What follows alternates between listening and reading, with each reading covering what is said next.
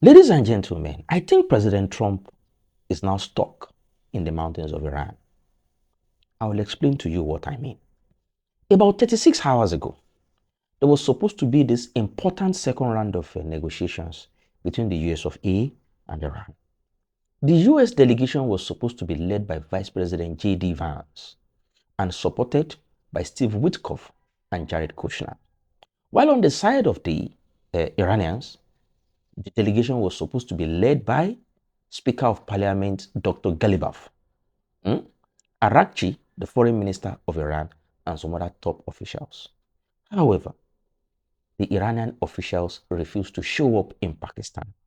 They insisted they would not show up. Why? They said that the ongoing blockade, or should I say counter blockade, of the Strait of Hormuz at the Arabian Sea, the Gulf of Oman by the Americans was itself an act of war and went against the broad principles of the subsistence ceasefire. And as such, if the US of A does not essentially dismantle that blockade, that Iran will not show up at the negotiations. That was an egg on the face scenario, an utter diplomatic disgrace for President Trump. So as usual, President Trump started to what? He started to promise fire and brimstone. He started to promise to rain down all sorts of bombing campaigns on Iran. Again, he threatened to destroy all Iranian bridges, all Iranian critical infrastructure, and all Iranian power plants as he's wont to do. He went on Truth Social and started doing tweet after tweet after tweet, promising all sorts of hell. The Iranians were unmoved. They did not shudder at all. They did not even twitch. They remained staunch. Now, Air Force Two, the official plane of the vice president, was already on the tarmac, waiting to take off, waiting to fly.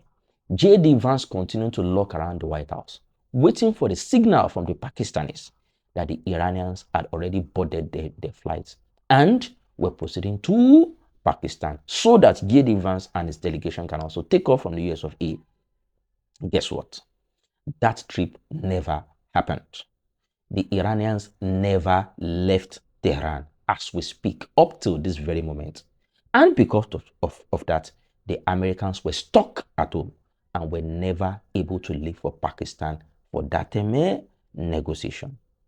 So things looked very bad for President Trump. Meanwhile, on the side, don't forget that the ceasefire was originally supposed to have ended, officially based on the original negotiations on the night of Tuesday, American time. The first thing the president of the US of A, President Trump, did was to extend that the deadline for the end of the ceasefire by 1 day. So he announced that the ceasefire would end on Wednesday night and not on Tuesday night anymore. However, a few hours to Tuesday night, we saw a strange Truth Social post from President Trump announcing that on the guidance and on the suggestions of the Pakistanis, he mentioned particularly Field Marshal Asim Munir, the de facto leader of Pakistan, and the Prime Minister of Pakistan, that the Pakistanis had pleaded with him as the President of America to actually continue to sustain the ceasefire and not trigger the end of the ceasefire so that war immediately restarts between the US of A and Iran and Israel. He said essentially that it was the Pakistanis that pleaded with him to essentially continue to maintain the ceasefire until when the Iranians come up for negotiations in Islamabad, in Pakistan. That was what President Trump tweeted. He also added that the reason why he accepted the plea of the Pakistani leaders was because ostensibly there was a fracture, there was a crack within the leadership of Iran, especially between the IRGC, and the civilian leaders like President Pezeshkian, like Speaker of Parliament Galibaf, and like Foreign Minister Arakchi. That there was a crack between the ranks of the Iranian leaders, and they are not able to agree on exactly what the terms and the concessions they can make in the negotiations will be. So, according to him, he is waiting for the Iranians to get there. He used quite an explicit there, SHIT, to get the SHIT together, and said that there is expecting them to take that period while it sustains the ceasefire to get their acts together, have a unified and common position, and come and present such, at the negotiation table with his American representatives in Islamabad, Pakistan. Then Iran fired back. Iran said there was absolutely nothing like a crack within their ranks. And guess what? A lot of Western pundits, a lot of Western media and experts actually agree that President Trump's excuse is actually a fluke. That what actually happened was that President Trump tackled again. That he tackled again. That he essentially, he essentially slinked away again because he's scared of going back to war against the Iranians. The Iranians said the actual reason why they have refused to move to Pakistan to go continue negotiations with the, with the Americans is because America continues to maintain a blockade, of the seas, of the Strait of Hormuz down below, on the Arabian Ocean, come the Indian Ocean. And if America does not remove that blockade, does not dismantle that naval blockade, that they will not appear in Pakistan for the next round of negotiations. That was the position of the Iranians. Now, subsequently, President Trump started to lose face, at the global level. So we saw a news story from his press secretary, Leavitt. Leavitt essentially said that the Iranians do not have all of the time, that it is not an indefinite extension of the ceasefire that President Trump promised. She particularly stated, and in fact, Trump actually also agreed with her in a Truth Social post, that Iran has no more than Friday to get their acts together and show up in Pakistan for the negotiations with J.D. Vance and his team. Again, the Iranians said they do not recognize any deadline whatsoever.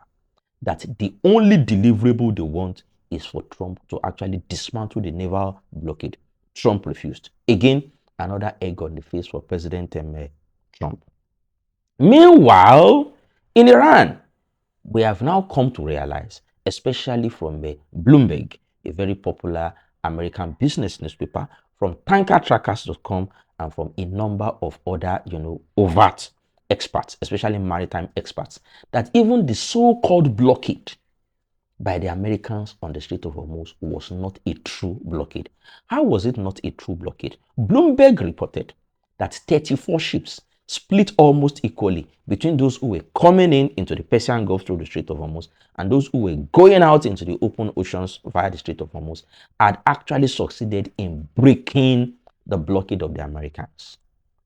And according to them, the reason why that happened, the reason why that was possible was that the avalanche of the seas, the expanse of the seas that the Americans needed to block was so big that the Americans simply did not have enough military ships, enough naval ships, including all the aircraft carriers and all the destroyers and frigates that they massed there, that they simply did not have enough ships to police and to essentially block that part of the Sea of Oman and of the Indian Ocean. So, no more than 34 Iranian ships have actually broken and made nonsense of the American, of the American blockade. Meanwhile, President Trump was still insisting that he was doing a blockade on Iran, a blockade that has been proven time without number to be leaky, to be ineffectual, and to essentially, permit a lot of Iranian ships to pass through, despite President Trump's, insistence that that was not the case. In the next video, I'm going to tell you again some other developments that arose as a result of the, incidents that happened in the last 36 hours. And I believe that you are going to join me. Again, don't forget to subscribe and toggle our notification button on YouTube. Thank you very much. See you in the next video.